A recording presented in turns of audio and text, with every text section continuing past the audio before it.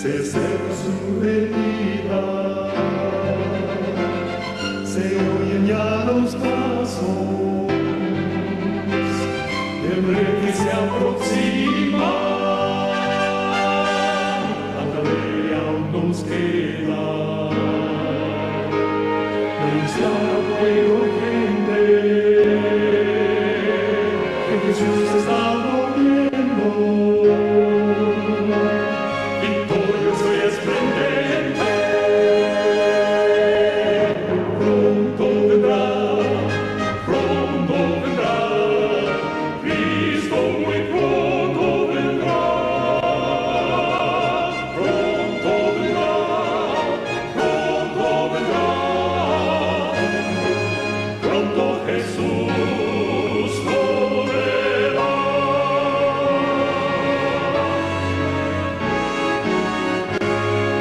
Pronto Jesús volverá. Amadísimos hermanos, yo les recomiendo, le recomendé a la hermana Brenda que, bueno, cuando comenzamos esta serie, que la gente tuviera su papel y su lápiz para que apuntase. Es muy importante que esta instrucción no se pierda en el aire, sino que cada uno de vosotros tome nota, ¿verdad? No solamente los que estén ahorita, sino los que vayan a escuchar este audio, ¿ok?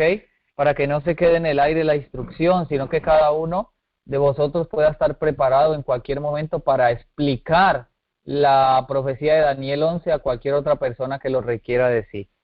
Ok, vamos a empezar con un cortísimo resumen de lo que veíamos en el tema número 3. Recuerden ustedes que en el versículo 28 de Daniel 11, nosotros estábamos viendo pues lo que fue la destrucción de Jerusalén, ¿verdad? Y se volverá a su tierra con grande riqueza y su corazón será contra el pacto santo y actuará pues contra este y se volverá a su tierra. Cuando dice pues que actuará contra el pacto santo, pues nos está hablando de la destrucción de Jerusalén, cuando en el año 70 pues se llevaron todas las riquezas y destruyeron pues literalmente a Jerusalén.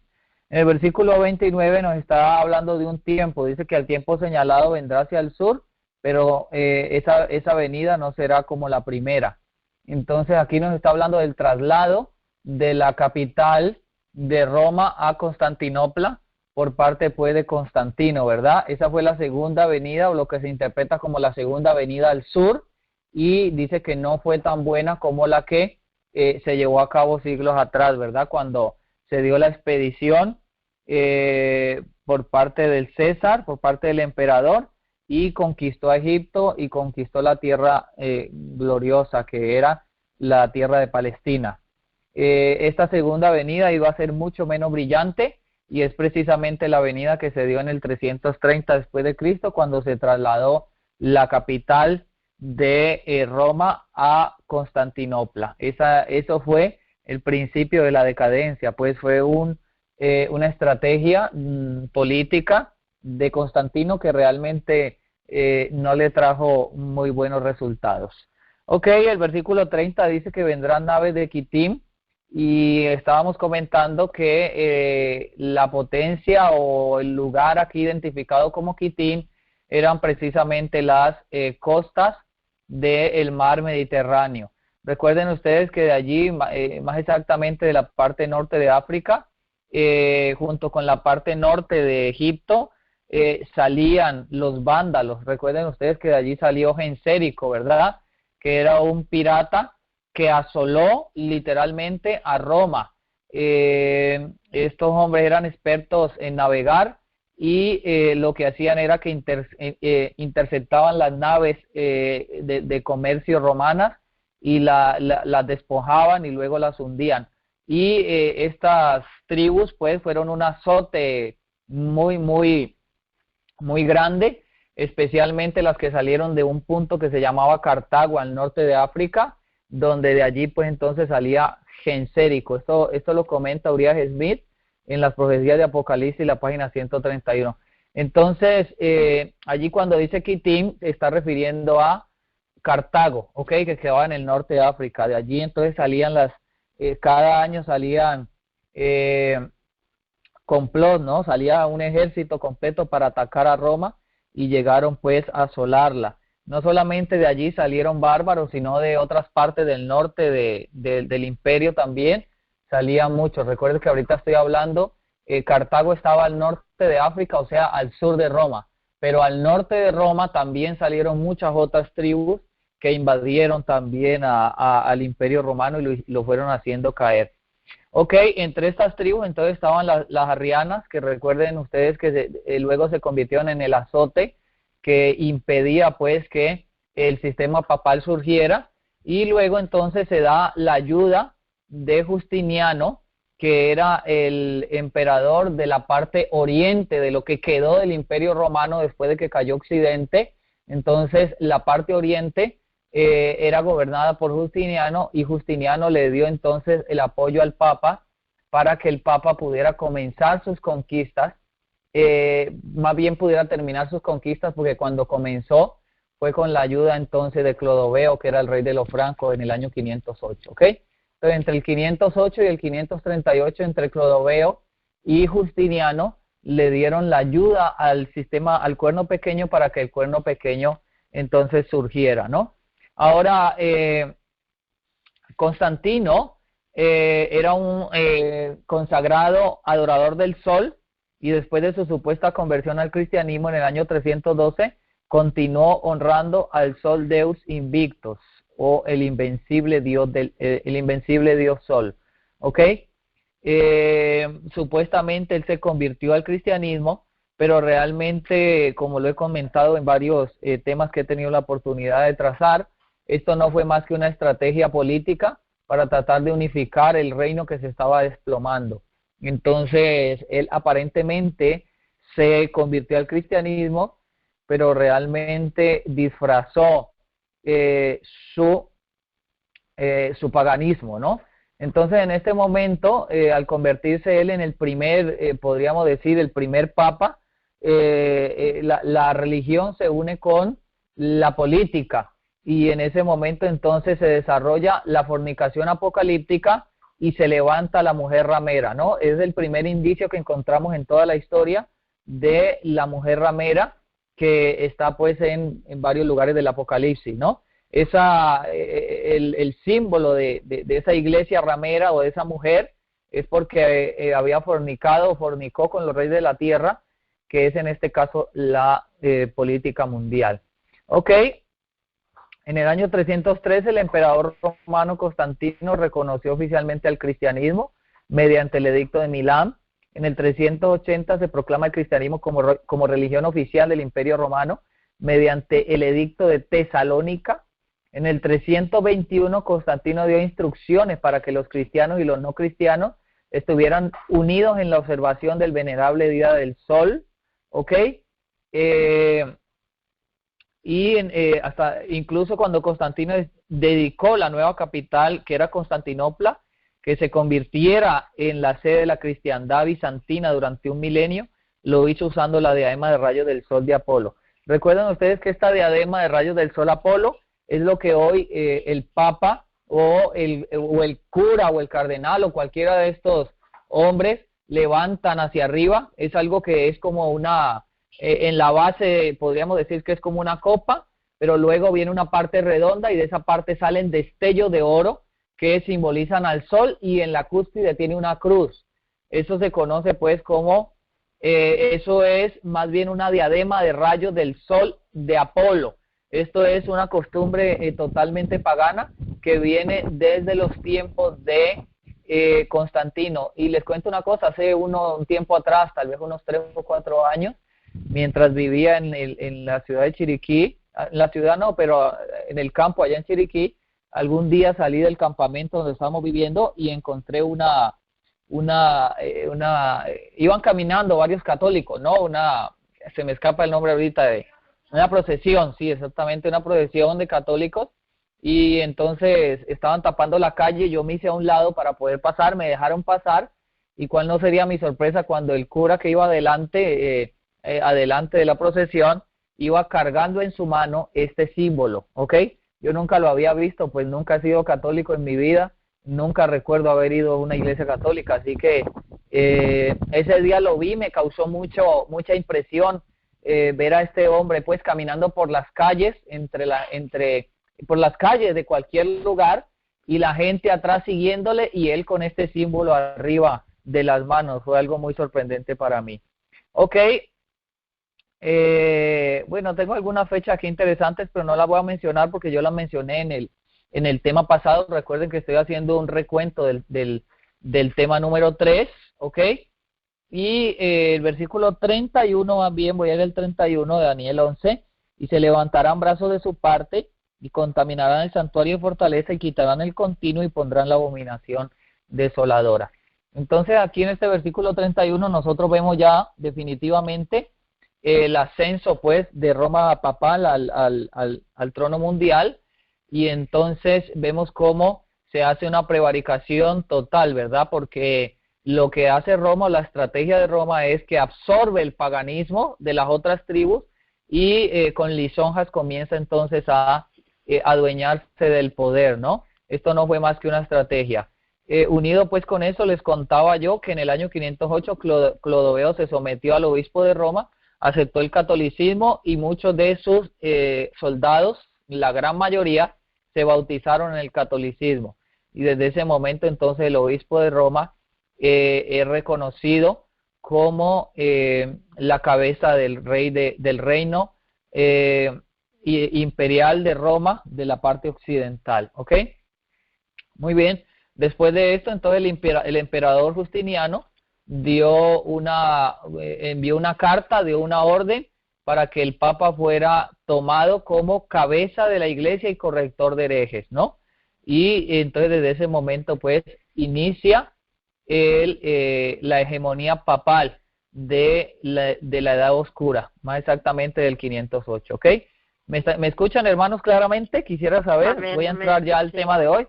Ok, bendito Amén. sea el Señor, estamos muy contentos, estamos pudiendo, gracias a Dios, podemos transmitir desde aquí, desde el campamento, desde el campo, y ha sido una gran sorpresa, ya que inicialmente ni siquiera podíamos hacer una llamada, ni siquiera, pero ahorita, gracias a Dios, estamos pudiendo, estamos logrando transmitir.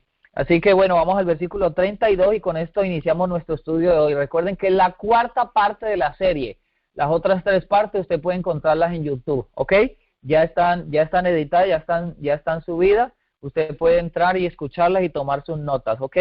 Bueno, el versículo 32 nos inicia diciendo, y con lisonjas hará pecar a los violadores del pacto, mas el pueblo que conoce a su Dios se esforzará y hará proezas, ¿ok? Aquí nos está enmarcando, nos está mostrando una estrategia, y la estrategia precisamente son las lisonjas. Ahora, buscando la palabra o la definición de la palabra lisonjas se refiere a adulación, o alabanza, o halagos, o elogios, o aplausos, ¿ok? Si usted quiere lograr algo de una persona, entonces lo que hace este poder para lograr lo que quiere de esa persona es lisonjearla o alabarla, ¿ok?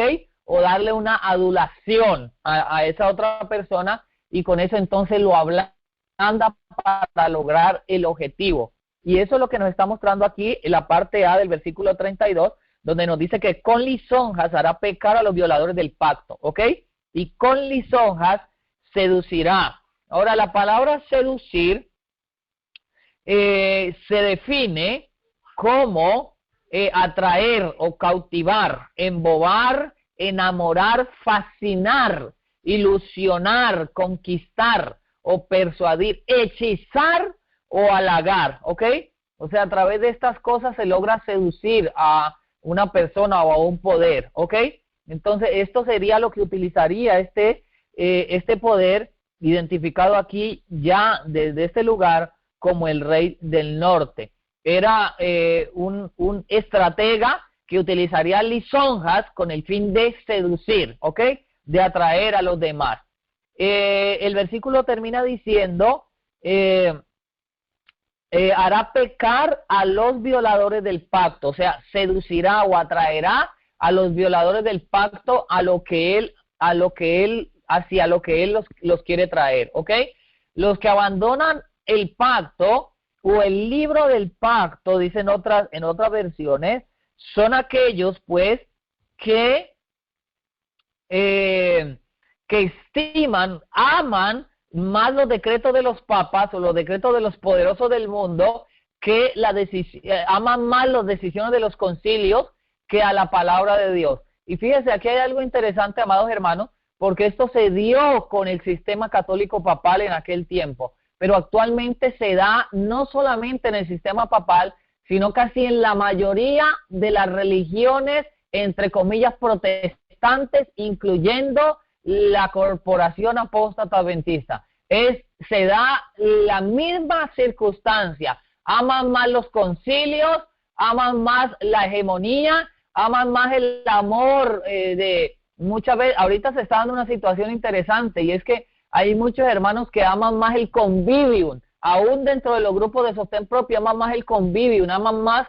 el ser bien vistos de los hermanos que la verdad. Entonces, todo esto nace con el hombre de pecado. Todo esto es parte del misterio de iniquidad. Estas personas aman el aplauso, aman el ser bien vistas, aman las decisiones de los concilios y por encima de esto, entonces, por encima de la palabra de Dios ponen las decisiones de los concilios o de la adulación de la gente poderosa, ¿no? Yo recuerdo que cuando este servidor estaba sirviendo en el sistema adventista, corporativamente hablando, recuerdo que cuando se iba a celebrar el quinquenio, yo no sé si ustedes saben lo que es el quinquenio, pero cada 4 o 5 años, ya no recuerdo cada cuántos años es, pero creo que es cada 5 años, pues se llama quinquenio, se decide o se escoge un nuevo presidente para la unión, ¿no? Perdón, para la asociación. En ese tiempo era asociación aquí en Panamá. ¿Y qué creen ustedes? Siempre llamaban a las mismas personas. Y cuando se comenzó a investigar por qué siempre se llamaban a las mismas personas que hace 30 años se llamaban, o sea, desde hace 30 años estaban llamando las mismas personas al quinquenio, es porque simplemente el que es presidente todavía a esta fecha, hermano, el que es presidente y las personas a las cuales llamaba, pues se debían favores y se hacían favores entre sí. Es decir, era una política completa. Entre ellos se adulaban, entre ellos se lisonjeaban y entonces, por ende, siempre quedaba de presidente, siempre queda de presidente, porque hasta ahora todavía tenemos el mismo tramposo, todavía tenemos, no porque yo ya no estoy ahí, pero todavía tienen el mismo tramposo de presidente, porque esto es trampa, esto es una trampa, esto no es nada legal. O sea, esto es adular, esto es prácticamente manipular, esto es utilizar las influencias con un fin. Y eso no lo aprueba la palabra de Dios. Y se supone pues que estas personas son las más consagradas de la iglesia, es decir, de la iglesia local son las más consagradas y a esas son las que se llaman para hacer este tremendo descaro, ¿no? Entonces, esto no es exclusivo, esto se transmitió de la gran ramera, esta estrategia vino y se infiltró dentro de las iglesias protestantes, dentro de la corporación adventista y aún, mis hermanos, pasa en muchos grupos de sostén propio, ¿ok? Así que cuidado que no os pase a vosotros, cuidado que no me pase a mí. Muy bien, entonces, a estas personas que aman más las decisiones de concilio, a estas personas que aman más los decretos de los papas, que aman más los decretos y las decisiones de los pastores, ¿ok?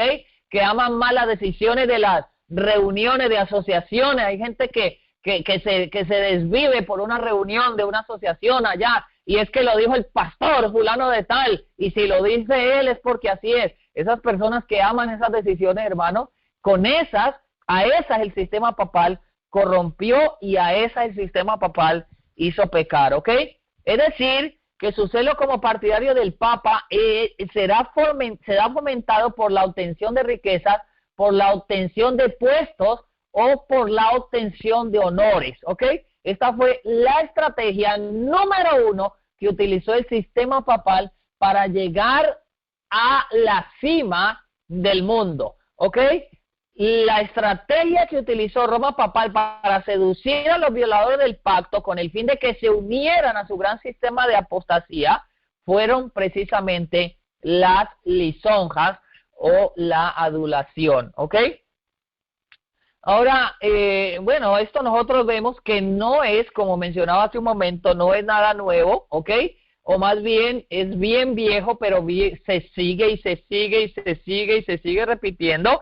El Vaticano siempre ha tenido, después de la transición de Roma imperial pagana a el sistema pagano papal, siempre utilizó una política lisonjera para estar de acuerdo con los reyes de la tierra. Sus gobernantes y su política de esta manera sedujo y corrompió con lisonjas a sus nuevos partidarios con riquezas, honores y puestos, ¿ok?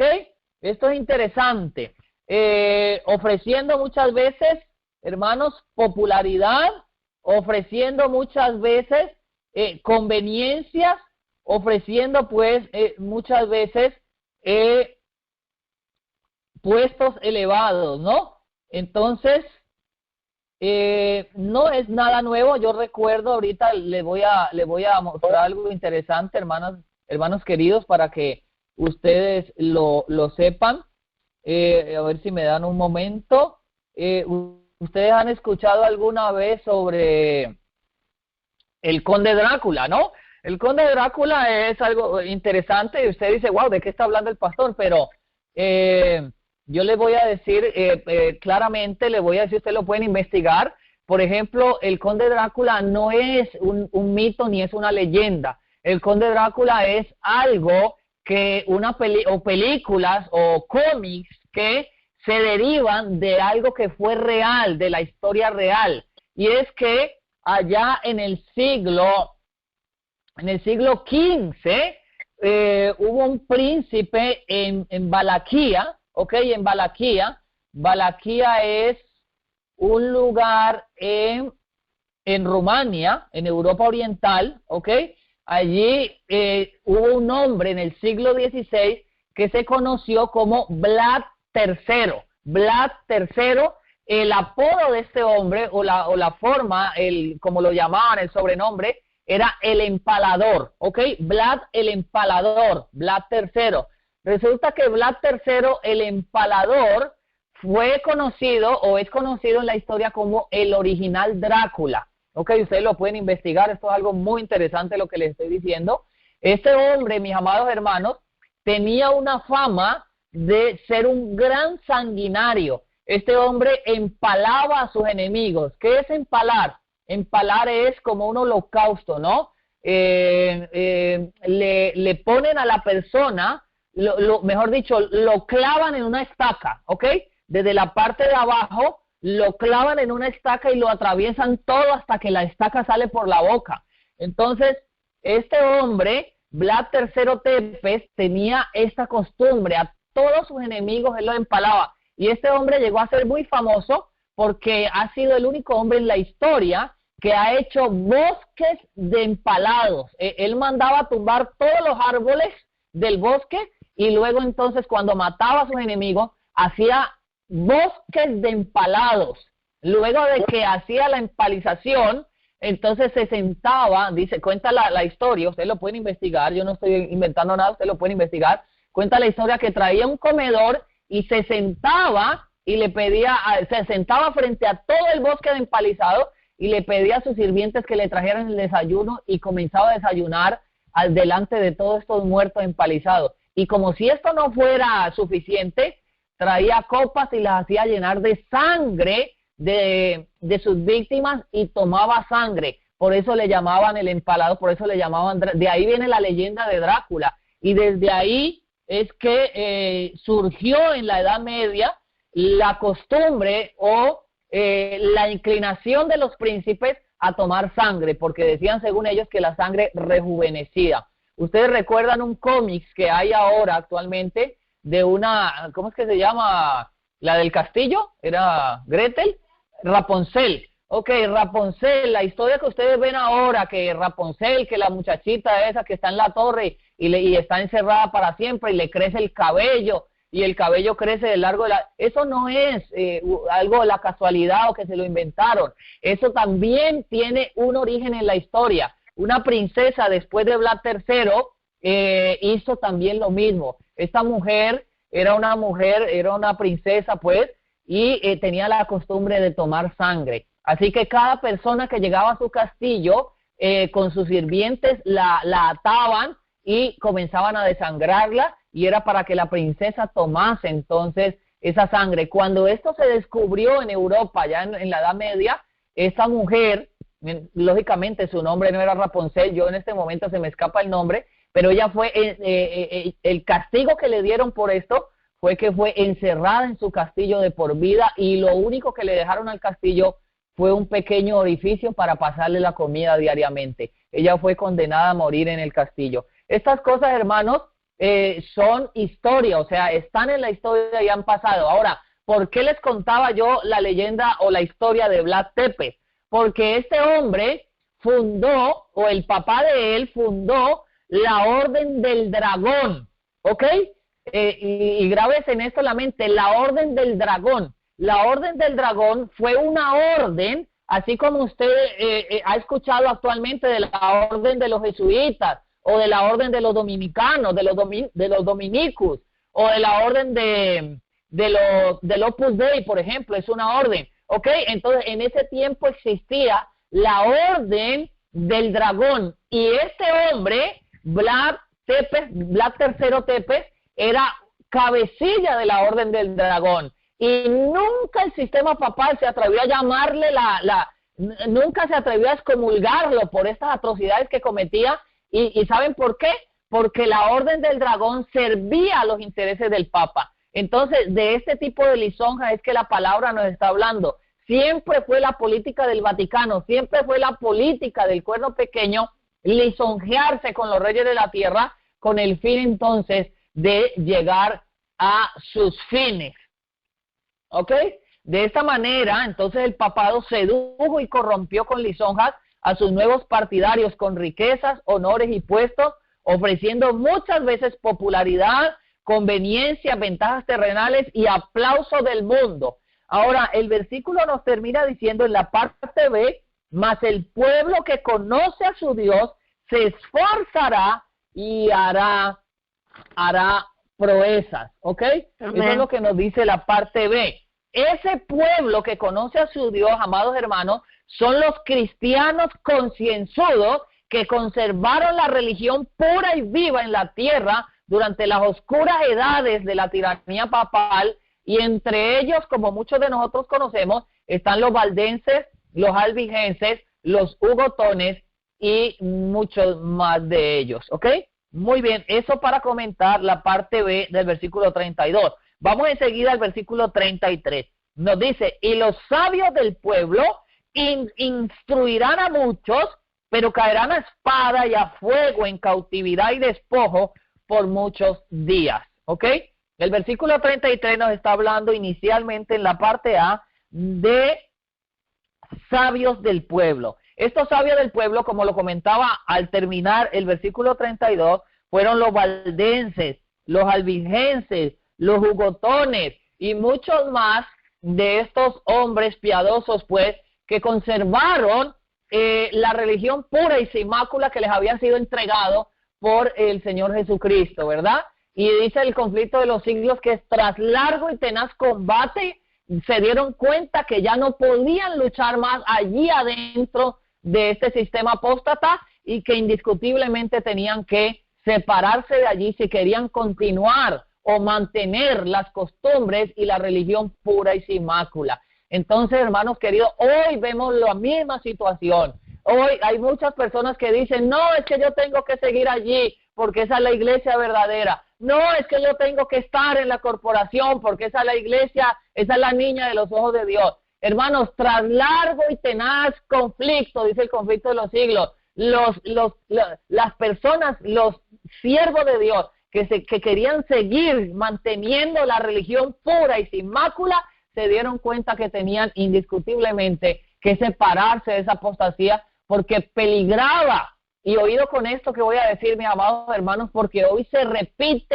literalmente. Yo no sé por qué la gente no despierta esto, pero la gente dice, no, tenemos que seguir ahí sentados en la corporación, tenemos que estar en la corporación. Mira, hermano, al diablo no le importa si usted permanece sentado en la corporación. lo único que el diablo quiere es a sus hijos. Y si usted permanece allí sentado en la corporación, usted le está literalmente entregando a sus hijos, porque sus hijos están contemplando toda la tibieza, toda la superchería, toda la mundanalidad, todo lo que se habla, se conversa, se respira, todas las minifaldas, los tacones, las pinturas, los aretes, toda la apostasía, todo lo está viendo su hijo. Y no es, le voy a decir, hermano, no es para nada coincidencia que hoy las iglesias adventistas corporativas estén languideciendo de juventud. ¿Por qué? Porque la mayoría de los hijos de los adventistas de la generación pasada se han ido al mundo. ¿Y saben por qué? Porque fueron educados e instruidos de esa manera. Así que, mi amado hermano, si usted todavía está allí, salga despavorido por amor a sus hijos. Cuando usted vea al presidente de la conferencia pararse allá al frente, o al presidente de la asociación, o al pastor, sacando el pecho lleno de orgullo y demostrando en la pasarela, cuando usted ve a todos los hermanos en la pasarela mostrando las modas, usted mire a sus pequeños, mire a sus hijos, y acuérdese que la palabra dice, instruye al niño en su camino, y aun cuando fuere viejo, no se apartará de él. ¿Sabe por qué la gente no puede hoy abandonar la tibieza espiritual? ¿Sabe por qué se les hace difícil, principalmente en la corporación, serle fieles a Dios y dejar la tibieza? ¿Saben por qué? Porque han sido adoctrinados, han sido educados de esa manera. Eso fue lo que aprendieron a hacer y para ellos eso está bien. Cuando usted llega con la verdad presente, con un mensaje fuerte de parte de Dios, pues sencillamente se escapa de que le tiren tomates, porque para ellos todo está bien. ¿Ok? Pero mis amados, está hablando aquí el versículo 33 de los sabios del pueblo. Un pueblo, un remanente, todo el tiempo ha habido un remanente del Señor, que tras largo y tenaz conflicto, tras una pelea fuerte, tras una pelea ardua, han dado la lucha y se han dado cuenta, no podemos transigir más con el espíritu apóstata de Roma. Tenemos que apartarnos, y se han apartado. Y por eso el versículo 33 dice que esos sabios, esos entendidos del pueblo, instruirán a muchos. Hermanos, estos hombres imbuidos por el Espíritu de Dios ayudaron a muchas personas e instruyeron a muchas personas. ¿Ok? Muy bien. ¿Me están escuchando, hermanos? ¿Se oye claramente? Sí, hermano, se escucha perfectamente, gloria a Dios. Amén, bendito sea Dios. Ahora, dice aquí, hermanos, y caerán a espada y a fuego y en cautividad y en despojo por muchos días, dice la parte B del versículo 33. Estos muchos días, hermanos queridos, son los 1260 años de persecución papal, ¿ok? Recuerden ustedes, 538, 1798. Ya estamos llegando a 1798. Mire qué interesante este capítulo 11, porque nos trae desde el 457 prácticamente antes de Cristo, viene pasando por todas esas edades, por todo ese tiempo, y ahora vamos llegando ya a 1798. Durante 538 y 1798, entonces es el periodo de la parte B del versículo 33 de Daniel 11, cuando nos dice que caerán a espada y a fuego por muchos días, ¿ok? Recuerden ustedes, yo tuve el privilegio de ir hace no mucho tiempo al Museo de la Inquisición, que está allí en la Ciudad de México, en el Distrito Federal, allí en la capital de México. Estuve allí en el Museo de la Inquisición, y resulta que allí pude ver muchas de las técnicas que habían para torturar a lo que ellos llamaban herejes, que realmente era el pueblo de Dios. Allí me di cuenta, pues, muchísimas de las formas en que ellos hacían caer al pueblo de Dios en espada, ¿verdad? Y lo hacían caer a fuego y lo llevaban en cautividad. Déjenme decirles lo siguiente, algo que me di cuenta allí precisamente en el Museo de la Inquisición. Ustedes saben, mis amados hermanos, que los primeros que comenzaron, los primeros que iniciaron el asunto de las persecuciones fue la orden de los dominicos. La orden de los dominicos se conoce en el ámbito católico como los perros del Papa. Así se conoce esa orden, los perros del Papa. Cuando ustedes vayan a alguna catedral y ustedes vean ustedes saben que las catedrales o las iglesias tienen muchos grabados, ¿verdad? De ángeles, de santos, hay letras, hay palabras y hay de todas estas cosas. Pero cuando ustedes vean perros en algún lugar, esto es un símbolo de los dominicos, ¿ok? Los dominicos. Ellos tienen una cruz también muy interesante, una cruz especial que los identifica. Por ejemplo, yo tuve también el privilegio de estar en un lugar que se llama Tecpatán, en México, dando unas conferencias allí, y los hermanos me llevaron al convento bueno, ellos no saben que es de los dominicos, sino yo me di cuenta después porque tomé una fotografía y cuando ya estaba acá en mi casa con internet, investigué la cruz a la cual le había tomado la fotografía y entonces me di cuenta que es la cruz que es el emblema de los dominicos. Es decir, ese era un convento de los dominicos. Hermanos, ellos ganaron la reputación o ganaron este apodo, este sobrenombre de los perros del Papa porque eran fieros en la persecución. Ellos dirigieron prácticamente hasta el siglo XVI, cuando se levanta la orden de los jesuitas, ellos fueron los que dirigieron las persecuciones papales y eran implacables en la persecución, los dominicos.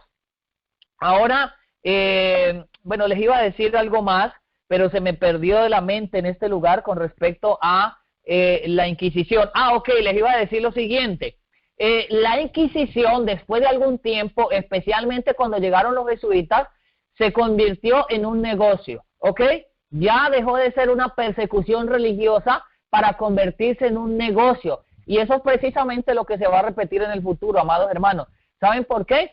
Porque resulta que si usted, por ejemplo, miren, si usted era sospechoso de herejía, a usted le era quitado todo lo que usted tenía. Y o sea, el hombre de la casa era quemado en la hoguera, ¿ok? O era enclaustrado en una mazmorra, o era muerto a espada. Pero su familia era despojada de todos los bienes que le pertenecían. Y esos bienes, entonces, el credo se quedaba con ellos. Entonces, la persona que avisaba al clero de la herejía o la persona que les avisaba a ellos era premiada con un muy buen premio. Entonces, en muchísimos lugares se dio de que era mentira lo que se decía, sino que si algún vecino, por ejemplo, estaba lleno de ira con usted, entonces iba y lo delataba usted como hereje cuando realmente usted no tenía nada que ver, ¿me entiende? Entonces se convirtió en un negocio fraudulento y muchas familias, muchas mujeres fueron dejadas en la calle, mujeres viudas con niños fueron dejadas en la calle porque les robaron. Esto se convirtió en un robo terrible, un asalto a mano armada contra las personas que eran sospechosas de herejía, ¿ok? Eso con respecto al versículo número 33, cuando nos dice cautividad y despojo. Muy bien, vamos al versículo 34. Versículo 34 nos dice, y en su caer serán ayudados de pequeño socorro y muchos se juntarán a ellos con lisonjas. Este versículo 34 tiene dos partes. La parte A nos dice que en su caer, es decir, en el caer del versículo 32, parte B, y 33, que cayeron a espada y a despojo y en fuego y en cautividad, en su caer habrá una ayuda, habría un pequeño socorro, ¿ok? Este pequeño socorro es muy interesante. ¿De qué manera recibieron ayuda y un pequeño socorro los perseguidos hijos de Dios? Hubieron varias formas en que Dios les ayudó a su pueblo. La primera que voy a mencionar es que varios príncipes y varios estados de Europa, más precisamente de Alemania, respaldaron y protegieron a la Reforma Protestante, especialmente a Lutero. ¿Recuerdan ustedes cuando Lutero fue secuestrado por sus amigos y lo escondieron en un castillo por allá donde nadie sabía dónde estaba? Precisamente eso es parte del cumplimiento de la parte A del versículo 34, porque Lutero fue ayudado por un pequeño socorro. Ahora, muchos de los príncipes se opusieron a Carlos V. Carlos V era un fiel católico romano y este hombre trataba de extinguir a los protestantes por completo. Así que muchos de los príncipes se rebelaron contra Carlos V. Esto está, mis amados hermanos, en el conflicto de los siglos. El capítulo es la protesta de los príncipes. Así, si usted quiere saber más, un poquito más sobre esto, pues entonces leas este capítulo, la protesta de los príncipes, ¿ok? En el conflicto de los siglos. Esto fue una de las formas en que Dios ayudó a su pueblo y lo defendió, le dio un pequeño socorro. Pero otra forma en que Dios ayudó a su pueblo fue en el cumplimiento de Apocalipsis capítulo 12. Vamos a mirarlo allí rapidito. Capítulo 12 de Apocalipsis, y vamos a ir al versículo número 16. Dice, pero la tierra ayudó a la mujer, pues la tierra abrió su boca y sorbió el río que el dragón había echado de su boca, ¿ok? Entonces ustedes saben, mis amados hermanos, y conocemos que cuando dice la tierra se hace una referencia a los Estados Unidos de Norteamérica. Es la tierra, ¿ok? Entonces, una de las formas en que Dios ayudó a su pueblo, le extendió la mano y le ayudó con un pequeño socorro, fue precisamente que la iglesia perseguida o la mujer pura huyó del mar, ¿ok? Que era Europa, muchedumbres, grandes naciones, muchas naciones, huyó de la presencia de aquella bestia y vino entonces a la tierra gloriosa, o vino a la tierra, que eran los Estados Unidos de Norteamérica, tierra de libertad. Si usted quiere saber un poco más de esto, lea el capítulo América, tierra de libertad en el conflicto de los siglos, ¿ok?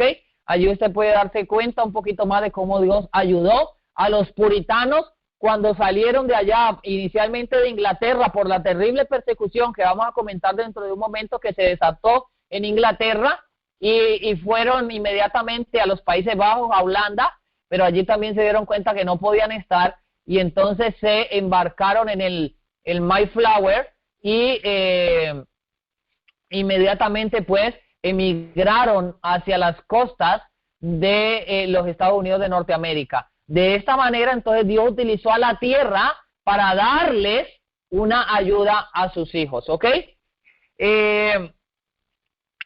Ok, muy bien. Otra forma en que Dios ayudó a su pueblo de pequeño socorro fue mediante la quinta y la sexta trompeta, que según la interpretación de los pioneros, la quinta y la sexta trompeta fue el desarrollo del Islam. Y usted puede encontrar esto en Apocalipsis,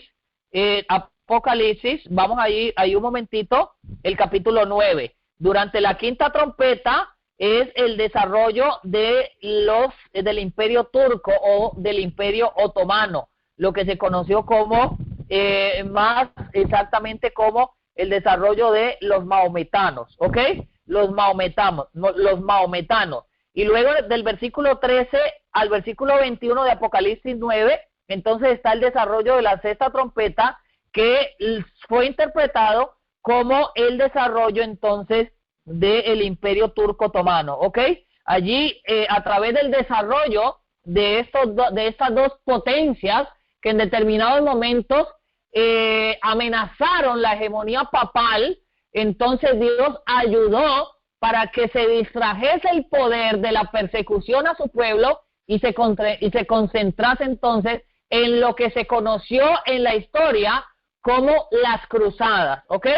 Yo no sé si ustedes manejen el asunto de las cruzadas, pero si no conocen mucho sobre las cruzadas, mis amados hermanos, las cruzadas fueron inicialmente el foco central de las cruzadas, o el por qué se levantaron las cruzadas, fue precisamente para luchar contra el Islam, que se había levantado con gran poder después de Mahoma y de todos pues sus pioneros, ¿no? Entonces, de esa manera también Dios debilitó los ataques contra su pueblo y detuvo entonces la furia del Vaticano y de Carlos V contra el protestantismo. Desde ese momento, entonces, el Vaticano y Carlos V tuvieron que utilizar sus ejércitos para combatir en la frontera a los islamitas, ¿ok? Y otro aspecto que podríamos utilizar por medio del cual Dios ayudó a su pueblo con ese pequeño socorro fue el terremoto de Lisboa de 1755. Recuerden ustedes que esto fue un instrumento muy importante que Dios utilizó para debilitar la Inquisición, ¿ok? Y de esa manera, la terrible persecución que se había levantado contra el pueblo de Dios se fue apagando en Europa casi que 4 décadas antes de 1798, hasta que en 1798 pues definitivamente terminó la persecución. ¿Ok? Esto con respecto a la parte A del versículo número 34, perdón. ¿Me están escuchando, amados hermanos? Perdonen que pregunte, pero temo que nos quedemos sin comunicación y prefiero saberlo, ¿ok? ¿Están conmigo? Amén. ¿Aló? ¿Me escuchan? Amados hermanos, ¿me escuchan? Amén, hermano, que Dios lo ¿Aló? bendiga. Adelante. Sí, amén. Amén. Gloria a Dios, muy bien. Entonces, vamos a continuar con el versículo 34. Después de que nos dice que serán ayudados de un pequeño socorro, dice que muchos se juntarán a ellos con lisonjas, ¿ok? Ahora, esto nos señala la estrategia precisamente del Vaticano que comentábamos hace un momento. Pero la estrategia de las lisonjas tenía dos frentes. Una era para lisonjearse con los reyes de la tierra y otra era para acabar, o sea, fue un instrumento, una artimaña que se utilizó para aplastar también al protestantismo. Y nosotros vemos a través de la historia cómo Roma papal levantó la estrategia en la historia de acercarse a sus enemigos a través de lisonjas para acribillarlos. Y en ese momento, mis amados hermanos, comentábamos nosotros, se levanta lo que se conoce como el movimiento de celebración o el movimiento celebration. Déjenme decirles lo siguiente, amados hermanos, esto es una estrategia que nosotros estamos viendo delante de nuestros ojos actualmente, pero voy a ir a la historia y luego lo voy a traer al tiempo presente, ¿ok? Durante la masacre de San Bartolomé, que se llevó a cabo el 23 y el 24 de agosto de 1572 en París, solamente en los primeros 3 días de la masacre de San Bartolomé fueron asesinados más de 10,000 protestantes. Y la estrategia que se utilizó, ¿cuál fue? Acercarse a ellos con lisonjas. Es decir, inicialmente se firmaron decretos donde decía que los protestantes estaban amparados por el rey. Y luego se les invitó a los protestantes a fiestas, ¿ok? Usualmente eran fiestas en la capilla central, en el parque central, en la plaza central, donde podía llegar todo el mundo, pero a la medianoche de la fiesta fueron atacados los protestantes y fueron vilmente asesinados. Una referencia de este estilo la encontramos, como lo decíamos hace un momento, en la masacre de San Bartolomé, que de San no tiene nada, ¿ok? Otro ejemplo que vemos que se acercaron con lisonjas fue la masacre de Irlanda, que se llevó a cabo el 23 de octubre de 1641, donde igualmente se acercaron a los protestantes con lisonjas a través de festividades, a través de fiestas, entre comillas, culturales. Los protestantes se confiaron de la forma de hablar del catolicismo, se confiaron de que ahora eran amigos, se confiaron de que ahora habían decretos que los protegían y se confiaron de ellos, y esto fue mortal para ellos y para sus familias, porque fueron vilmente asesinados a la medianoche. El conflicto de los siglos nos comenta un poquito sobre la masacre de San Bartolomé, ¿ok? Entonces, esas son dos referencias en el tiempo que les quería comentar con respecto a la parte B del versículo 34, donde dice, muchos se juntarán a ellos con lisonjas. Ahora, déjenme decirles lo siguiente, mis amados hermanos. Esta estrategia no ha cambiado para nada. Déjenme decirles que el conflicto de los siglos dice que Roma nunca cambia. Lo mismo que pretendían aquellos papas hace mucho tiempo, Inocencio, que fue uno de los grandes de la persecución, lo pretenden los papas hoy. Y lo único que están haciendo es con lisonjas, echándose al bolsillo a todo mundo, amados hermanos. Desde hace un tiempo para acá hace aproximadamente unos 30 o 40 años para acá, quizás un poco más, nosotros vemos que en la iglesia adventista corporativa se está dando el movimiento celebración. Y Roma dijo celebrar y la iglesia dijo, o el sistema corporativo dijo, amén, celebramos. Y ahora ya no hay culto al Señor, sino día del pastor y día de la mascota y día del Pathfinder y día del conquistador y día de la madre y día del padre. Y todos los sábados son una celebración y una celebración y una celebración. Y este movimiento de pentecostalización del sistema adventista del séptimo día, hermanos, se conoce como el movimiento celebración. ¿Qué es esto? Nada más ni nada menos que la vieja estrategia de Roma de celebrar y en medio de la celebración aniquilar. ¿Ok? Entonces, mis amados hermanos, mucho cuidado con esto, porque esto es una de las cosas que nos muestran que Roma está volviendo a repetir la estrategia del siglo XVI y siglo XVII. Movimiento de celebración. Versículo número 35. Daniel capítulo 11, 35. Dice, algunos de los sabios caerán para ser purificados y limpiados y emblanquecidos hasta el tiempo determinado, porque aún para esto hay plazo. Aquí pues nos da otro complemento de las persecuciones que venimos viendo desde el versículo 33, ¿verdad? Y aquí hace una reseña, por ejemplo, que aunque el espíritu fue frenado un poco, el espíritu de persecución, no fue destruido del todo y de vez en cuando se levantaba por allí un rey que era ultracatólico y volvía y encendía, por lo menos en su lugar, en su reino, las persecuciones contra los protestantes. Fue el caso de una mujer que se conoció en la historia como María I de Inglaterra, ¿ok? Esta mujer fue reina de Inglaterra y de Irlanda desde el año 1553. El sobrenombre de esta mujer fue María la Sanguinaria y precisamente le pusieron este sobrenombre porque, como su nombre lo dice, era una sanguinaria. Asesinó a miles y miles de protestantes. Esta situación, dice el versículo, vamos a mirarlo, versículo 35, dice que tendría un tiempo, y el tiempo era hasta el tiempo determinado, ¿ok? Hasta el tiempo determinado o tiempo del fin.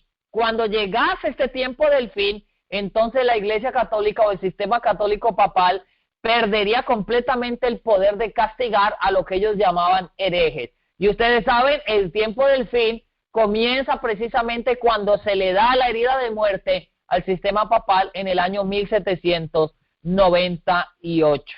Allí comienza entonces el tiempo del fin y es la parte B del versículo número 35 del capítulo 11 de Daniel.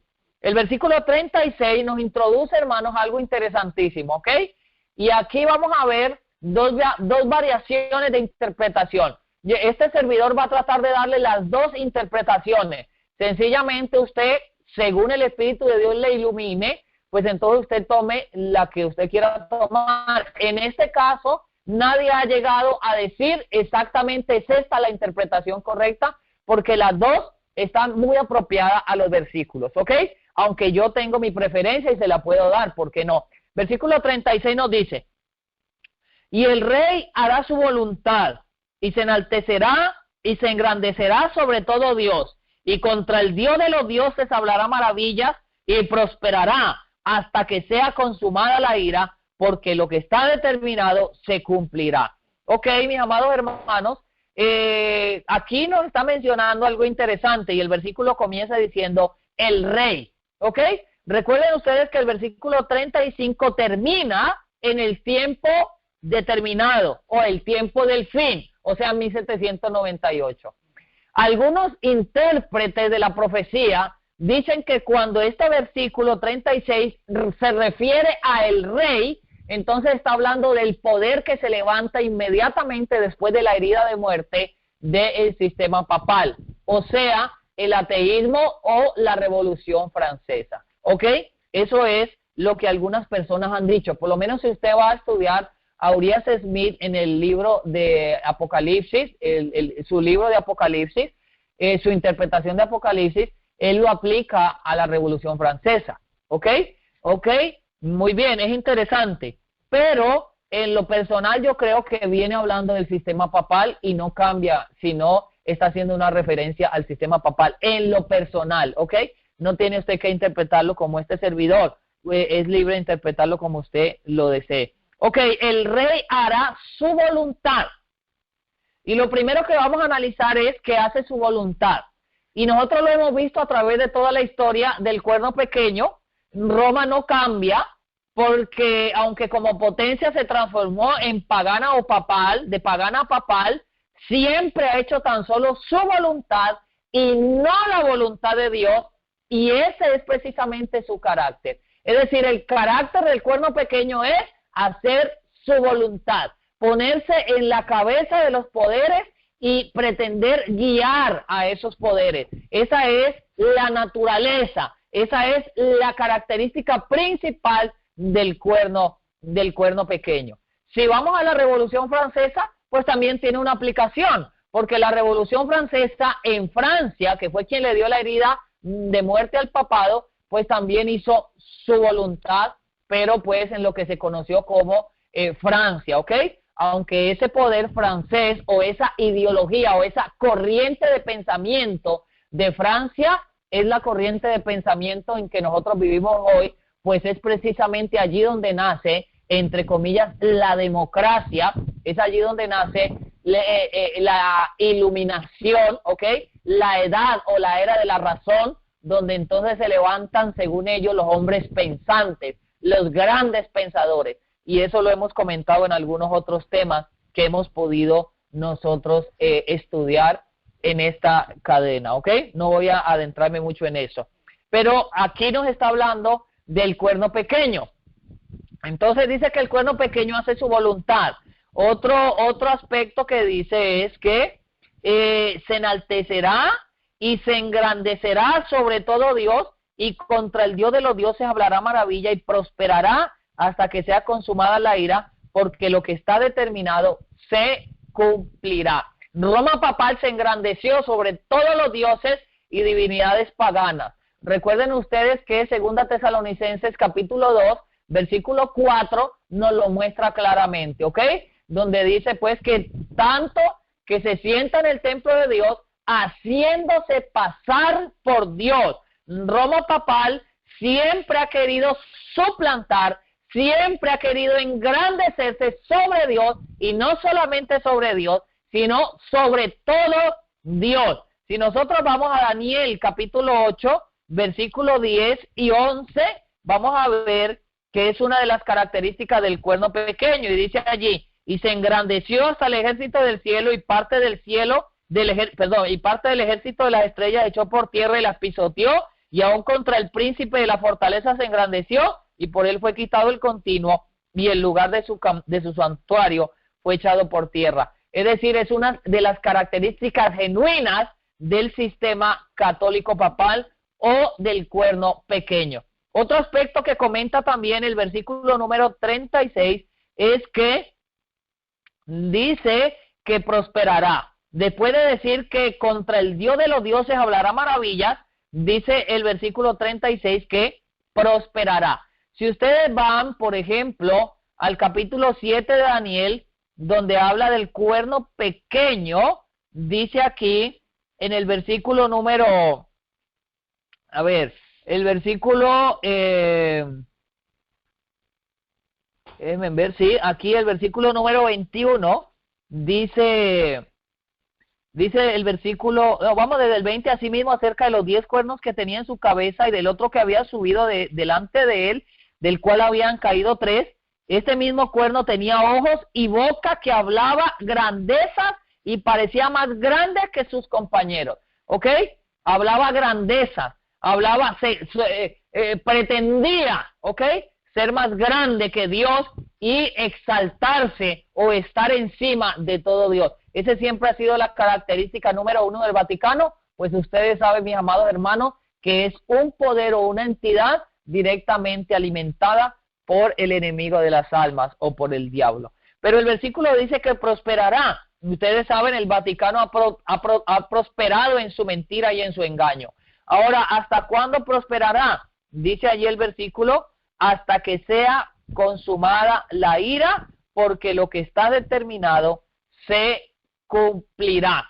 Ahora, ¿cuál ira nos está hablando aquí? Esa ira nosotros la podemos ver en el capítulo 15 de Apocalipsis, el versículo número 1. Apocalipsis capítulo 15, 1. Y viene el cielo otra señal grande y admirable, 7 ángeles que tenían las 7 plagas postreras, porque en ellas es consumada la ira de Dios. Es decir, con la ira de Dios, con el inicio del derramamiento de las plagas y a través de todo el derramamiento de las plagas, entonces la hegemonía del sistema del cuerno pequeño, del sistema papal, va a ir menguando, va a ir cayendo hasta que va a llegar un momento que, según nos muestra Apocalipsis 17, 14, los reyes de la tierra comerán sus carnes y la dejarán desolada y desnuda. ¿Ok? Muy bien, vamos a continuar. El siguiente versículo 37 nos muestra, y no hará caso del Dios de sus padres, ni del amor de las mujeres, ni se cuidará de Dios alguno, porque sobre todo se enaltecerá. Esta es otra de las características también del sistema papal. Ustedes saben que después de, en este momento no recuerdo, el año 1079, es decir, el siglo XI, el Papa Gregorio VII declaró como mandato oficial de la Iglesia Católica que el sacerdote tenía que ser célibe. Es decir, el celibato se dio como un mandato católico romano para los curas a partir del año 1079. Entonces, cuando la parte A dice aquí que no hará caso del Dios de sus padres ni del amor de las mujeres, nos está llamando entonces la atención a el asunto del celibato. Es decir, que lo que es prohibido por la iglesia que el cura se case. Pero me salté, ¿ok? Porque la parte A dice que no hará caso del Dios de sus padres. ¿Cuáles son sus padres? Si nosotros vamos, por ejemplo, a Lucas 1:55, Mateo 23:30, Lucas 11:47 y 48, nos vamos a dar cuenta que los padres son los profetas de antaño. Cuando el Señor Jesucristo estaba teniendo unas diferencias con los escribas y fariseos, ellos le dijeron, nuestro padre es Abraham y nunca hemos sido esclavos, ¿ok? Entonces, cuando se habla de los padres en la Biblia, se está hablando de los profetas, de los patriarcas, ¿ok? Cuando hace referencia a los padres. Y dice que no hará caso del Dios de sus padres. Es decir, el sistema del cuerno pequeño, el sistema católico papal, no hace caso de la palabra de Dios, no hace caso de los patriarcas, no hace caso de los profetas, sino que simplemente él hace como le place. Y ahorita ustedes acaban de ver la noticia de que el Papa pretende cambiar el Padre Nuestro, ¿ok? Se está queriendo cambiar una parte del Padre Nuestro. ¿Por qué? Porque no hace caso de sus padres, no hará caso del Dios de sus padres, ¿ok? Ahora sí, la segunda parte del versículo nos dice que no hace caso tampoco del amor de las mujeres. Entonces aquí se aplica el celibato, ¿bien? Se aplica al celibato y si la interpretación la llevan a la Revolución Francesa, pues recuerden ustedes que en la Revolución Francesa dice el conflicto de los siglos que se tomó el matrimonio como si fuera simplemente un pacto deportivo. Cualquier hombre podía divorciarse de la mujer y es allí precisamente donde nace el divorcio moderno, ¿ok?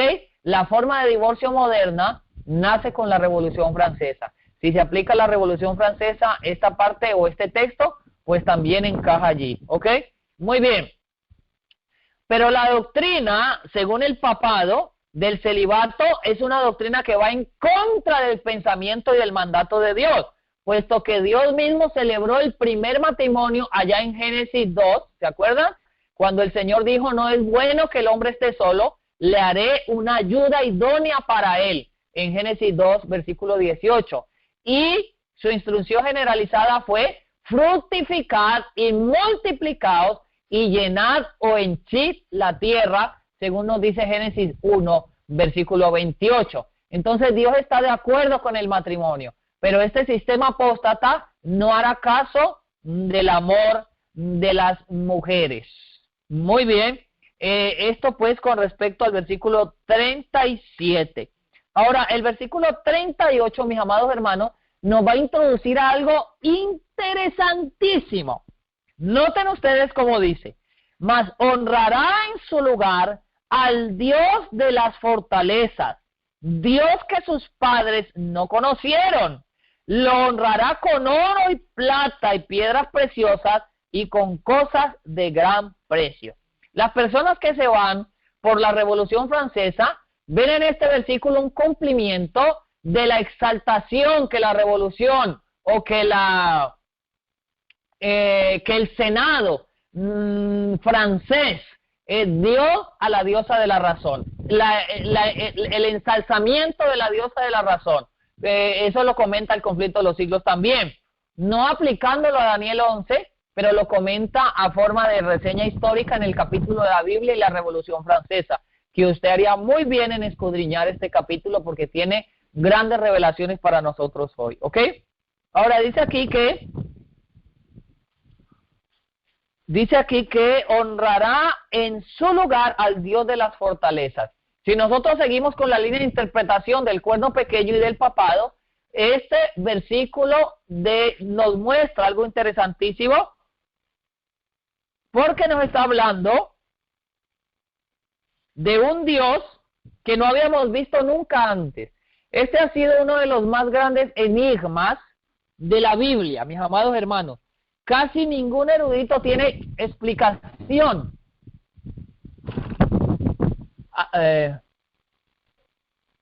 ¿Aló? ¿Me están escuchando? ¿Sí? ¿Aló? ¿Me escuchan? Sí, hermanito, lo estamos escuchando. Ok, casi ningún erudito encuentra respuesta para este versículo. ¿Quién era el Dios de las fortalezas? Dice que ese poder, identificado como el Rey del Norte, honrará en lugar de Dios, en lugar de la verdad de Dios, honrará al Dios de las fortalezas, Dios que sus padres no conocieron. ¿Quién es el Dios de las fortalezas? A lo largo de Daniel 11 aparece la simbología de las fortalezas, ¿ok? Las fortalezas, muy interesante, refiriéndose a las ciudades. Las fortalezas, mis amados hermanos, son las ciudades. Usted puede encontrar esto en Daniel 11 y en muchísimos otros lugares, cuando se habla de una ciudad fortificada. ¿Ok? Una fortaleza era una ciudad que estaba encerrada por un gran muro y tenía grandes torres donde se subían los arqueros. Era preferiblemente una ciudad que estaba en un alto, donde era muy difícil que los enemigos pudiesen accesar. ¿Ok? Por eso se conoce como una fortaleza. Bueno, esas fortalezas tenían un Dios, esas ciudades tenían un Dios. Y dice que el papado del Vaticano honró en lugar del Señor Jesucristo al Dios de las fortalezas, Dios que sus padres no conocieron. Ese Dios de las fortalezas, aquí en el original, se denomina Maosin. Maosin. Y Maosin es el plural de la palabra hebrea Maos. Maos, que en la Biblia significa fortaleza. En otras ocasiones se refiere a torre o a santuario. Debido a las traducciones modernas conservan el término. Existen muchas teorías sobre este punto, pero la que más me convence a mí personalmente, después de hacer una profunda investigación con respecto al Dios de las fortalezas o al Dios Maosin, es la que plantea el reverendo Alexander Hislop en su libro Las dos Babilonias. En Las dos Babilonias, Alexander Hislop hace una referencia muy interesante al Dios de las fortalezas. Y es que, dice él, comentando precisamente este versículo, él dice que es exactamente lo que el sistema papal ha hecho.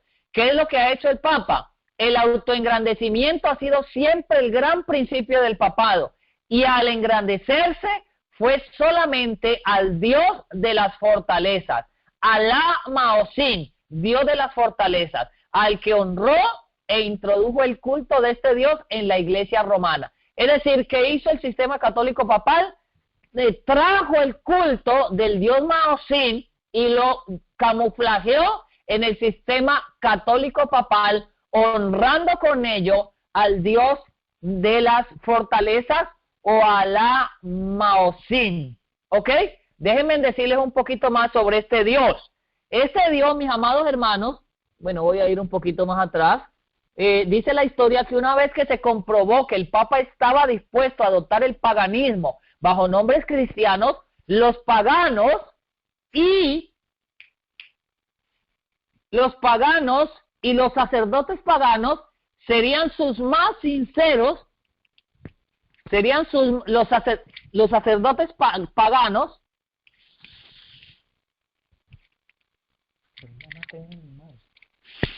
serían sus más sinceros devotos. Y cuando el sistema papal entonces surgió o se ubicó como debía ubicarse, pues lógicamente los beneficiados eran o fueron ellos mismos, ¿ok? Los mismos sacerdotes paganos. Él los promovió, él los ascendió y él los nombró. Precisamente aquel mismo pueblo, esos sacerdotes paganos, eran devotos al culto de un dios ajeno que se había promocionado durante el paganismo antes que se levantara el cuerno pequeño.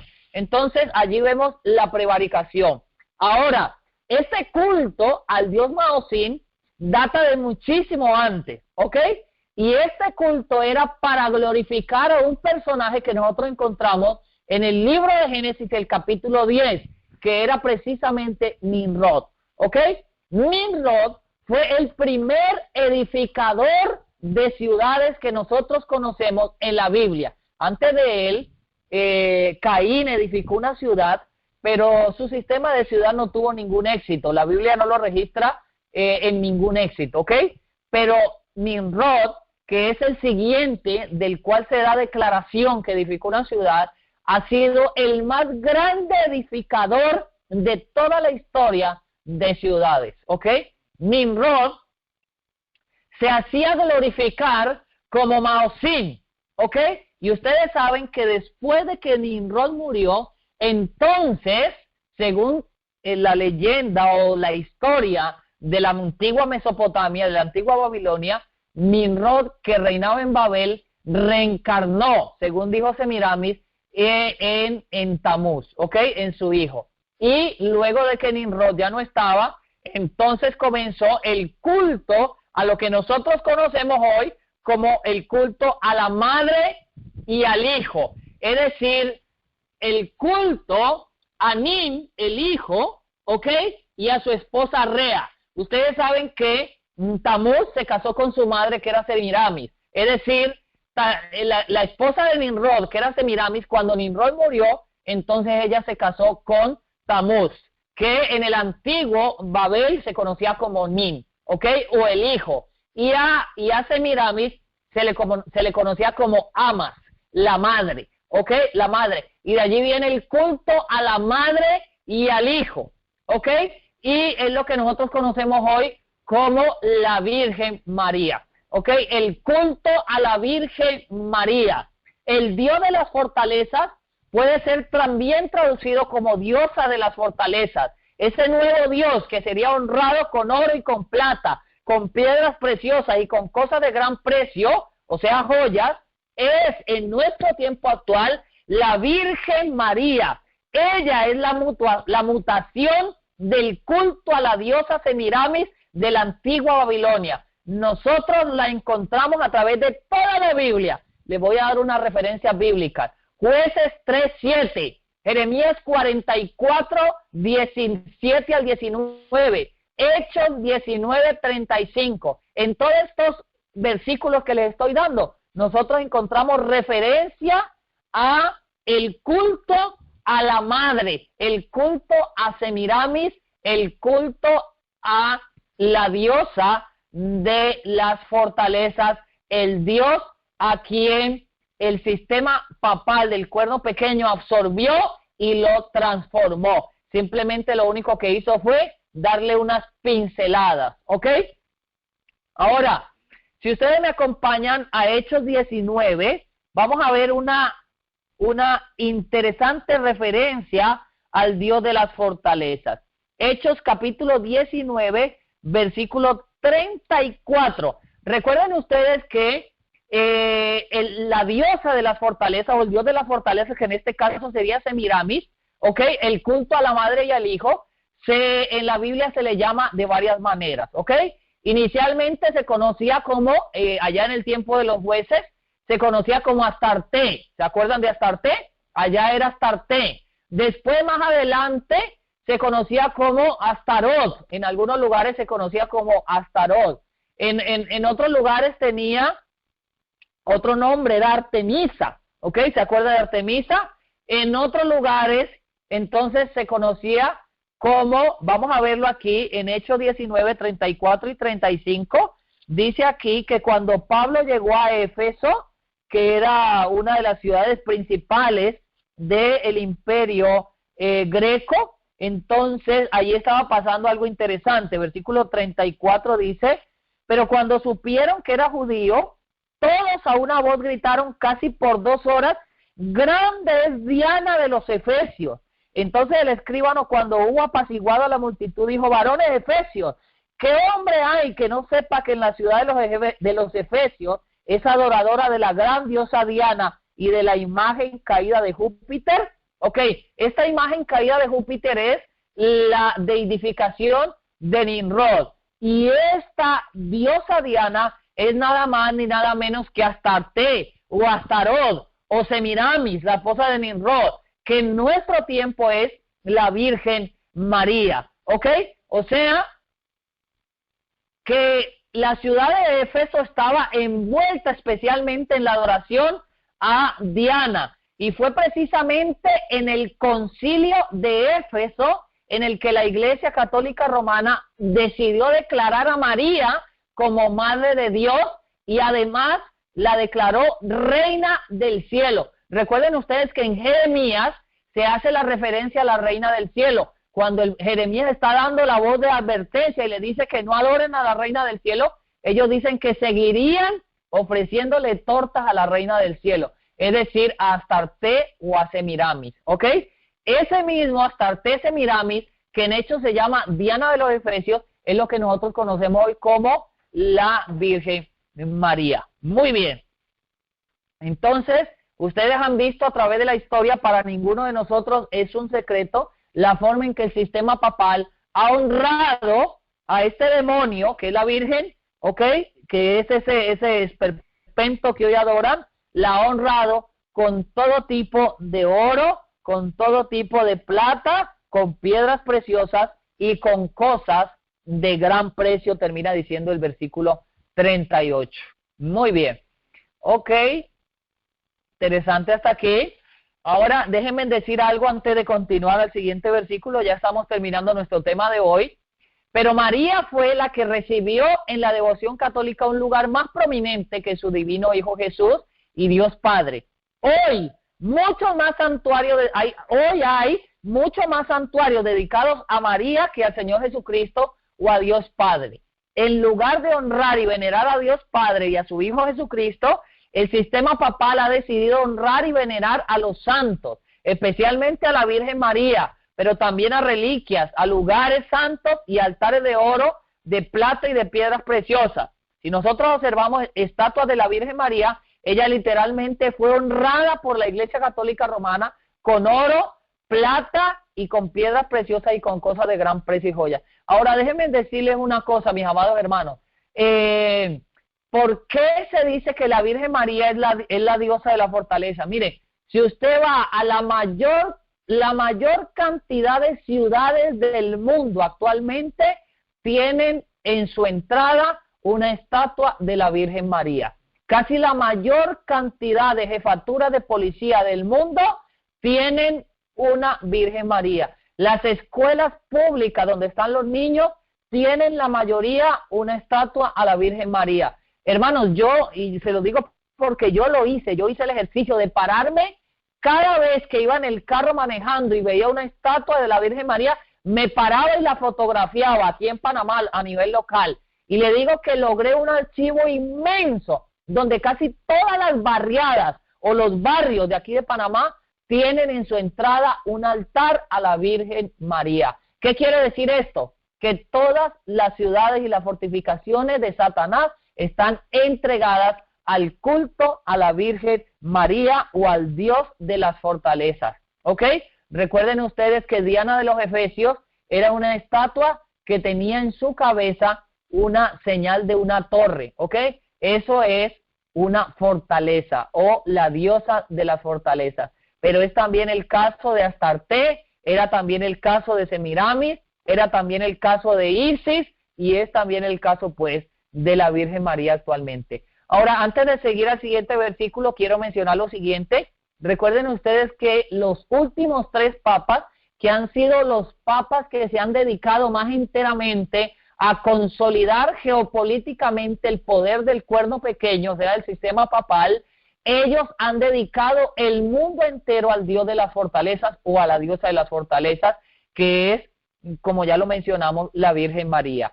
Tanto el Papa Juan Pablo II como también Ratzinger o Benedicto XVI, y terminando por el apóstata que tenemos ahora, el Papa Francisco, todos han consagrado el mundo a la Virgen María. El 13 de octubre del 2013, el Papa Francisco consagró el mundo entero al corazón inmaculado de María. Eso fue una ceremonia, hermanos, que fue transmitida por todas las televisiones del mundo entero, que mostró cómo el Papa consagraba el mundo a ese demonio conocido como el Sagrado Corazón de María. Hermanos queridos, esto es algo sorprendente, ver cómo se cumple literalmente la parte A del versículo 38 del capítulo 11 de Daniel. Ahora déjenme mostrarles el desarrollo mariano, porque es algo muy, miren hermanos, nosotros ni nos imaginamos contra qué nos estamos enfrentando con respecto al desarrollo mariano. Es algo que muy pocas veces se toca. Pero déjenme decirles algo interesante antes de ir a la referencia. Ustedes saben por qué el sistema papal geopolíticamente avanzó después del Papa Juan Pablo II. ¿Saben por qué? Porque ellos, miren, cuando allá atrás, en el siglo, si mal no estoy, fue el siglo XVI, cuando se apareció allá en Portugal a los niños, lo que ellos interpretaron como una aparición de la Virgen de Fátima, y le dieron los 3 mensajes de Fátima.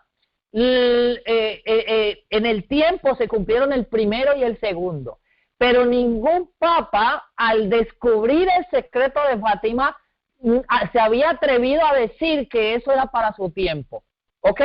Todos los papas antes de Juan Pablo II habían dicho: esto no es para mi tiempo, esto no es para mi tiempo, esto no es para mis días. Pero cuando Juan Pablo II recibió la herida por el asesino Ali al-Afqa allá en el Vaticano y recibió la herida de arma de fuego, en ese momento, estando convaleciente, el Papa dice que vio un milagro y nuevamente le fue revelado a él, a través de lo que él llamó como nuevamente el milagro de Fátima, que él era el Papa que iba a cumplir literalmente el milagro de Fátima. El tercer secreto de Fátima. Y a partir de ese momento, entonces este Papa se da a la tarea de cumplir el tercer mandato de Fátima. Y desde ese momento él sale de la convalecencia directo a Polonia, que era la nación principal, una de las naciones principales del bloque soviético, que era precisamente el mayor enemigo del cuerno pequeño en el tiempo actual. ¿Ok? ¿Están comprendiendo? Entonces, todo este plan allí comienza a consolidarse, oído con esto, actualmente, geopolíticamente, oído, yo le decía anteriormente que hay dos definiciones. Una es georreligiosa, eso ya lo tiene el Cuerno Pequeño desde hace mucho tiempo, pero geopolítica, eso no lo ha tenido ninguno hasta ahora. Y el mayor competidor, el principal competidor y quien va adelante en este asunto geopolítico es el sistema papal, y comenzó, ¿saben con quién? Con Juan Pablo II. Fue el primer papa en comenzar a utilizar su influencia viajando de un lugar a otro, moviéndose de un lugar a otro, y ahora ustedes ven que este papa actual tiene Twitter, tiene Facebook, tiene todas las redes sociales y está manejando, hermanos, poderosamente los hilos de la geopolítica mundial. Esto es sorprendente, hermano. Todo este asunto del nuevo orden mundial viene principalmente por el principal competidor que nosotros vemos, por lo menos a los ojos. La inspiración viene de un demonio que se apareció a unos niños allá cuando el milagro de Fátima. Hermanos, esto es algo sorprendente. En el año 375 de nuestra era, comienza la veneración de los ángeles, de los santos muertos, y comienza el uso de imágenes. En el año 431 comienza la exaltación de María, con el término Madre de Dios. Allí es aplicado a ella por primera vez en el concilio de Éfeso, año 431. En el año 600, oraciones ofrecidas a María, oraciones a los santos muertos y a ángeles. Y cuando la Biblia aprueba oraciones únicamente al Padre nuestro Dios. En el año 1854, la Inmaculada Concepción de María es promulgada por Pío IX. En 1931, el Papa Pío XI nombra a María Madre de Dios. En 1950, la Asunción de María es proclamada por Pío XI. En 1965, María es nombrada Madre de la Iglesia por Pablo VI. ¿Ok?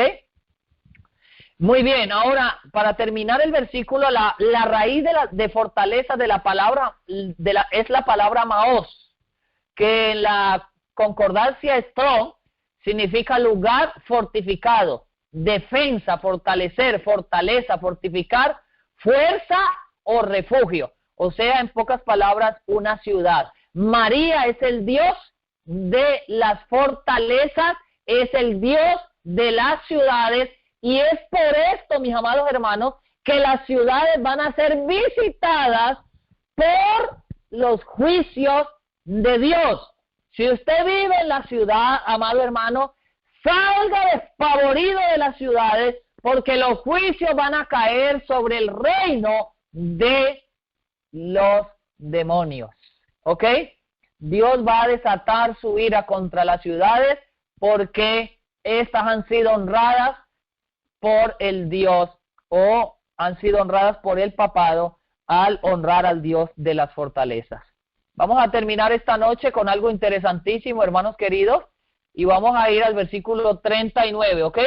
Versículo número 39, dice allí: y actuará contra los baluartes más fuerte, con el Dios ajeno que él reconocerá, y colmará de honores, y los hará señorear sobre muchos, y por interés repartirá la tierra. Este versículo, amados hermanos, nos introduce algo interesantísimo también, aunque aquí en la Reina Valera hay un detallito mal traducido, y es que realmente dice y actuará contra los baluartes, déjenme ver, con el Dios ajeno que conocerá, aumentará la gloria de los baluartes de las fortalezas, y colmará de honores a quienes lo reconozcan. Es decir, el sistema papal, el Cuerno Pequeño, colmaría de honores a quienes lo reconozcan. Así dice el original, ¿ok? Que colmaría de honores. ¿Cómo los colmaría? Dándoles dominio sobre muchos, y además de eso les repartirá la tierra como recompensa. Resulta, mis amados hermanos, que en el sistema papal hay algo que se conoce como condecoraciones pontificias. Y esto es algo que muy pocas veces se ha hablado, ¿ok? Y quiero tocarlo en estos momentos ya para ir terminando. El sistema papal ya lo hablamos cuando comenzamos, utilizó las lisonjas, pero esto lo fueron desarrollando a través de la historia, ¿ok? Hay muchas distinciones honoríficas en el sistema papal, hay muchas. Por ejemplo, las órdenes que concede la Santa Sede, entre comillas santa porque de santa no tiene nada, en la actualidad se subdividen en órdenes militares y órdenes civiles. Por ejemplo, hace 3 años más o menos llegó aquí a Panamá el líder, el número 1 de la Orden de los Caballeros de Malta, que tienen su sede en el papado, allá en el Vaticano. Y vino a condecorar el presidente de Panamá, señor Juan Carlos Varela, vino a condecorarlo con la Cruz de Malta. Eso es una orden católica, ¿ok? ¿Ustedes entienden eso? Entonces, hay órdenes militares y hay órdenes civiles. Dentro de las primeras, o sea, las órdenes militares, se sitúan la Orden Suprema de Cristo y la Orden de la Espuela Dorada.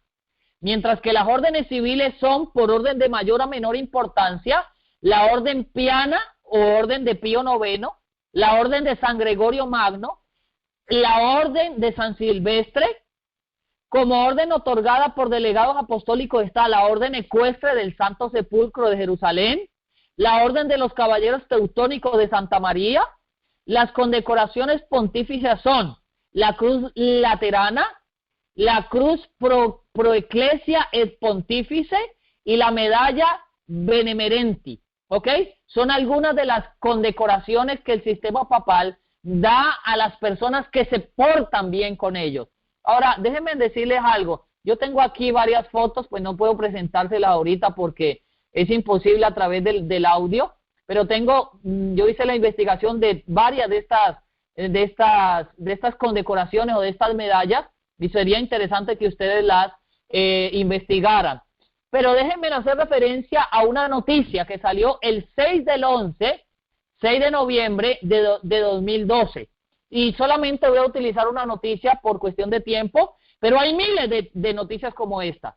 La noticia decía: pederastas y mafiosos con títulos honoríficos del Vaticano. Hay pederastas en serie, hay capos mafiosos, presuntos delincuentes investigados por haberse embolsado fuertes comisiones y clientes asiduos de los circuitos de prostitución gay. No cabe duda, entre las personas galardonadas por el Vaticano con títulos honoríficos hay bastantes sujetos indeseables. Uno de los últimos casos, decía la noticia, que ha hecho saltar las alarmas es el de Jimmy Savile, presentador de la BBC, que según indicios abusó sexualmente de decenas de menores de edad.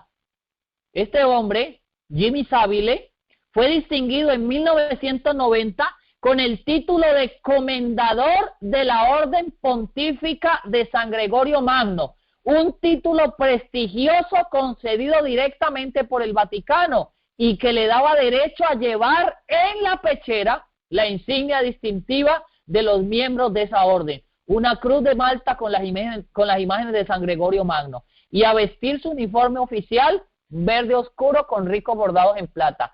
¿Por qué le dieron este título a este hombre que era un pederasta, violador de niños?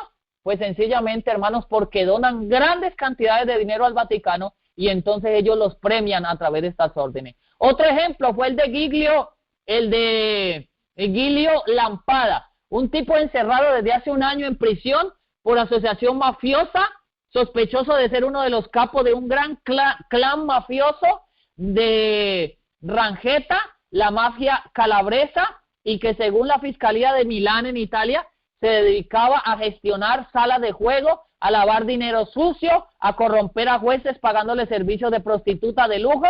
Pues ahí donde lo tienen, este hombre, Giglio Lampada, fue condecorado por el sistema papal en 2009, fue galardonado por el Vaticano como caballero de la Orden de San Silvestre Papa, con un documento que lleva la firma del mismísimo cardenal Tarcisio Bertone, el número 2 de la sede papal, por debajo de Benedicto XVI, cuando Benedicto XVI estaba en el papado. Mis amados hermanos, por eso el versículo nos está diciendo que colmará de honores y los hará señorear sobre muchos. ¿Ok? Muy bien, interesante. Lo último que termina diciendo el versículo es, y por interés repartirá la tierra. Y aquí tenemos que comenzar con, irnos un poquito atrás, con el Tratado de Tordesillas, que se llevó a cabo el 7 de junio de 1494. Ustedes saben que en el Tratado de Tordesillas se repartió la tierra, ¿ok? ¿Quiénes eran los dos principales sustentadores del Vaticano en aquel tiempo? Pues la corona de España y la corona de Portugal. Así que a estos dos, el papado repartió la tierra literalmente. ¿Cuál tierra? Pues América. Por eso es que acá en el área del Brasil se habla portugués. ¿Por qué? Porque el papado le dio esa parte del Brasil a el reino de Portugal y también le dio a África. En África se habla portugués. Y a España le dio entonces todo el resto de América, ¿ok? Que luego entonces Gran Bretaña le arrebató a España la parte que hoy es de Estados Unidos. Por eso allí se habla el inglés, pero por eso de México hacia abajo se habla el español. Esto se conoció como el Tratado de Tordesillas y allí se repartió literalmente la tierra. Algunos aplican esto a la Revolución Francesa, y fue que en la Revolución Francesa también hubo una repartición de tierras por interés. Bueno, hay mucho más que contarles con respecto a esto, amados hermanos, pero yo tengo que terminar esta noche, ¿ok? Así que vamos a quedar en este versículo. Mis amados hermanos, hay mucho que comentar con respecto a la repartición de tierras por parte del Cuerno Pequeño, pero todo esto se dio con base en lo que se conoció como el Tratado de Tordesillas, ¿ok? En 1494, ¿ok? El 7 de junio. Ok, hermanos, entonces de esta manera hemos avanzado hoy a través de la historia y hemos llegado ya prácticamente hasta el tiempo del fin. Hemos llegado hasta el versículo 39 del capítulo 11 de Daniel. Nos quedan únicamente dos temas más para culminar este impactante capítulo. Vamos a mirar a ver cuándo, Brenda, podremos tener tiempo para que podamos culminar con este precioso estudio del libro de Daniel, el capítulo 11. Entonces estaremos avisando dentro de poquitos días cuándo será el próximo tema. Ok, mis amados, por ahora vamos a pedir al Señor que nos bendiga y vamos a darle gracias por habernos permitido escudriñar su palabra. Me acompañan en una oración, por favor, y oramos de la siguiente manera. Padre amado que estás en los cielos, santificado sea tu nombre. Te damos gracias, bendito y amado Dios, por habernos guiado a través del estudio de tu santa palabra. Gracias porque la comunicación fue perfecta. Hemos visto tu mano bienhechora en esto y hemos podido desarrollar este importante tema, que todo sea para glorificar tu santo nombre y para edificación de tu iglesia, Señor, del cuerpo de Cristo, que es la iglesia en esta tierra. Perdone, Señor, nuestros pecados y nuestras deficiencias y haga de nosotros lo que usted quiere que seamos. Padre amado, durante esta noche en sus manos nos encomendamos. Por favor, regálenos un buen descanso. Que sus santos ángeles nos guarden y nos libren de todo mal. Encomendamos en sus santas manos a cada uno de nuestros hermanos que nos han acompañado durante esta noche en esta presentación. Gracias, amante Rey, en el nombre de Yeshua, nuestro Redentor, su Hijo amante, nuestro Salvador. Amén y amén. Amén, hermanos. Señor les bendiga.